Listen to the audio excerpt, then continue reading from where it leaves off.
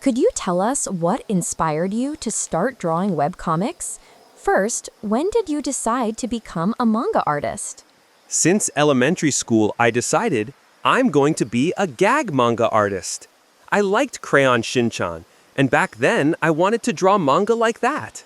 For me, it wasn't a matter of I'll try to become a manga artist and if I see potential, I'll work hard, but rather, once I decided to become one, all that's left is to work hard.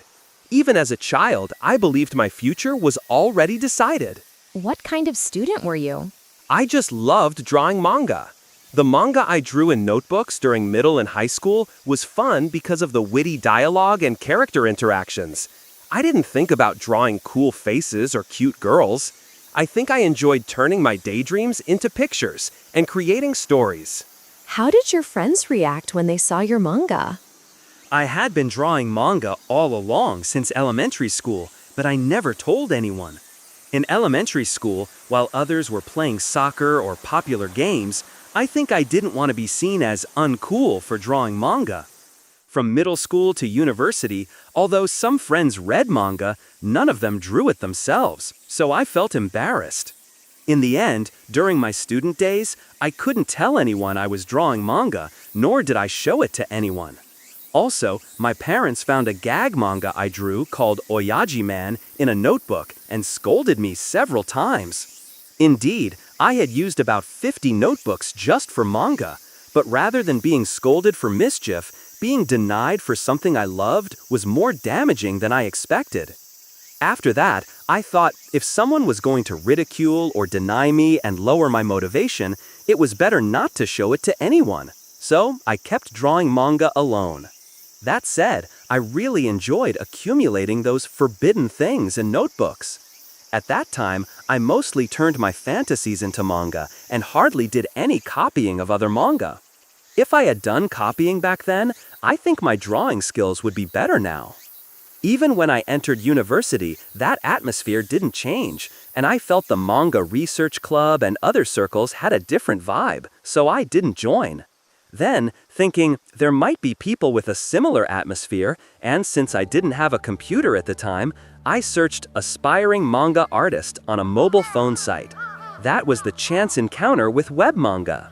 When you searched for aspiring manga artist, what kind of mobile sites came up? There were many mobile sites where people like me, teenagers without computers aspiring to be manga artists, posted illustrations and such. At that time, there were thousands of such sites, and I looked through them and felt the urge to have people see my drawings, so I created my own mobile site. At first, I didn't post manga, but only strange drawings. For example, when drawing people, I'd make the back of the head excessively long, or the forehead ridiculously wide, or the chin extremely split. While drawing such things, the number of visitors to my site grew to about 100. Since many people were drawing in the style of popular manga by imitating their touch, maybe my work seemed unusual. As the number of readers increased, I wanted them to see my manga, so I tried drawing some. However, the cameras on mobile phones back then weren't as good as now, so the images were small and the manga dialogue was unreadable. While looking for a good solution, a friend who was also an aspiring manga artist publishing works on a mobile site taught me that if I put the drawings and dialogue on a palm-sized piece of paper and took a close-up photo with the camera, it would work well. That's how the work Taiyomon was born, right? For you, Won-san, it was the first time showing your manga to others. How did you feel then? It was fun, because it was the first experience of fulfilling my desire to show it to people. Before showing my manga to others, some panels had stick figure drawings, but after starting to publish on my own site, that stopped. After that, I continued publishing works on the mobile site for a while, but I realized that drawing only palm-sized manga wouldn't improve my skills, so I stopped. Later, a friend who taught me how to draw manga for mobile sites started publishing manga for computer sites. And web manga viewed on a large screen was very easy to read, so I thought, this is it! And the first web manga I drew for a computer site was One Punch Man. When One Punch Man was first released in July 2009, it was published on the manga and novel submission site Nitosha. It is now presented on your own site and has become a popular work with about 20,000 daily visitors. When did it start gaining popularity? It was around the fifth episode, about a week after the release of episode 1. At that time, on Nitosha, about 30 comments per update were considered a sign of popularity, but the number of comments gradually increased. By the time I published episode 30 in October, each update was getting about 1,000 comments. This was largely due to web manga creators like Takusutaksu of Ocean Manabu and Pada of Kendo introducing One Punch Man on their blogs, as well as exposure on Matome blogs that compile threads from 2channel.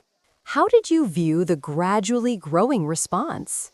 Actually, One Punch Man was uploaded as a one-shot for practice using Comic Studio, a manga creation software for PCs. But I was happy because the response was more than I expected, so I immediately drew episode 2. Then I got quite a few comments like, "Hurry up with the next episode," and I thought I should draw it properly, so I created a plot up to the final episode and have been progressing according to it since then. The initial reaction was unexpected, but after that, I sometimes drew aiming for readers' responses, so receiving comments like interesting, LOL, and lots of wow wow was thrilling. It made me happy. After it started being read by many people, I received offers such as, "We want to introduce it in Recruit's web manga special." So I realized that people in the publishing industry also recognized One Punch Man, and I felt the work was spreading. However, in February 2010, when One Punch Man was gaining popularity, you announced a long hiatus. The reason was employment, correct? Due to family circumstances, I thought I would work for a year first. However, my plan was to save as much money as possible without playing and then quit, and for the next year, not even do part-time jobs, but only draw manga and continue submitting it. I intended to live immersed in manga for 365 days, and if there was absolutely no chance of becoming a manga artist, I would give up. I think the conflict you experienced while working was tough. Not being able to draw manga was hell. During that year of employment, I tried not to think about manga as much as possible. On the other hand, I also thought, by the time a year passes, my mind might have cooled down. The work was hard, but my boss was a good person, and I questioned whether I needed to take the risky path of quitting work and continuing to submit to manga publishers without working. But when I thought about it, manga was really all I had. At that time, my schedule was so tight that I couldn't even draw manga on holidays, so days passed without having the chance to present the ideas or works that came to mind.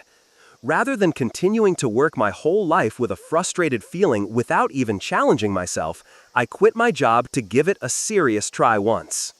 Congratulations on your decision to debut in commercial magazines. Your web manga One Punch Man, which you have been publishing online, became the starting point for your professional debut. Could you tell us about how that came about? I had stopped updating One Punch Man around February 2010 when I got a job. But when I tweeted about quitting my job the following spring, various people reached out to me, and here we are now. All of them were readers of One Punch Man, and web manga became the trigger for my commercial debut. In cases like yours, web manga can be seen as one option for making a commercial debut. How do you feel about the potential of web manga in that regard? I think it's a valid alternative to debuting through traditional manga contests. Works ranked highly on webcomic ranking sites such as Hetalia and Horisanto Miyamura-kun have been published as books, and Chinese Wife Diary also gained popularity online before being released in print. Some manga editors reportedly check out trending web manga, so I believe they look at sites like WCR and Nitosha. Both sites have rankings, making it easy to gauge public reception. What do you think about the appeal of web manga as works themselves? From the reader's perspective, the biggest appeal is probably that the manga can be read for free. Also, some web manga artists use communication tools like Twitter, so readers can feel closer to the creators through the internet, which might be a point of interest for some. For creators, the lack of restrictions is attractive because it allows them to draw manga that wouldn't be possible in commercial magazines. There's no one stopping you, so it's free. Including that roughness or the somewhat amateurish vibe that naturally drifts around, I think that creates a unique charm exclusive to web manga. As a result, you were contacted by a publisher, showing how much attention you had. Will you continue updating web manga like One Punch Man even after your commercial debut? I will keep drawing. Web manga is a hobby for me, and I enjoy tinkering with my homepage. Above all, there are readers who look forward to the updates. I'm grateful. Lastly, could you tell us what web manga means to you, One-sun? I think it's the best place to save people like me who couldn't show their manga to others. Even if you're bad, you can draw web manga, and it has the freedom to stop by your own judgment if you try and fail. Also, in my case, through the internet, I was able to meet highly motivated peers aiming for commercial debut. I definitely want people in similar situations as I was back then to try drawing web manga.